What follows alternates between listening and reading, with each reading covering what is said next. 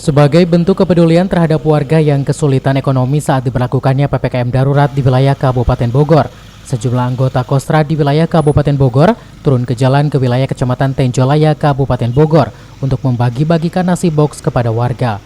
Kegiatan bagi-bagi nasi box ini dilakukan oleh para anggota Kostrad sebagai langkah untuk meringankan warga yang saat ini banyak mengalami keterpurukan akibat pemberlakuan PPKM darurat. Nasi box sebanyak 2.500 bungkus ini dibagi-bagikan oleh para anggota Kostrad dengan sasaran para tukang ojek yang sedang mangkal dan juga kepada para sopir angkot. Dengan bantuan ini, jajaran Kostrad di wilayah Kabupaten Bogor berharap warga yang terdampak PPKM darurat bisa sedikit terbantu.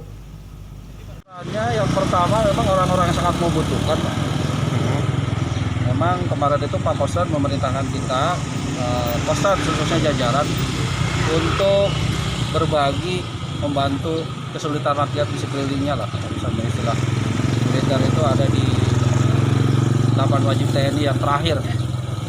Di situ menyampaikan bahwa TNI itu wajib membantu masyarakat di sekelilingnya, terutama terkait dengan kesulitan sekarang dalam masa pandemi. Tanggapannya seperti apa Pak untuk di wilayah Bapak sendiri Pak? Sangat positif. Ini memang berbarengan dengan agenda kita juga di tiap hari Jumat ada semacam monitoring ke wilayah. Kebetulan sekarang ada supply program dari teman-teman di Kostrad, ya kita gerak bersama. Selain membagi-bagikan nasi box, para anggota Kostrad ini pun melakukan monitoring terhadap kondisi dan situasi lingkungan warga di wilayah Kecamatan Tenjolaya saat diberlakukannya PPKM darurat. Dari Tenjolaya, Kabupaten Bogor, Iman Abdurrahman melaporkan.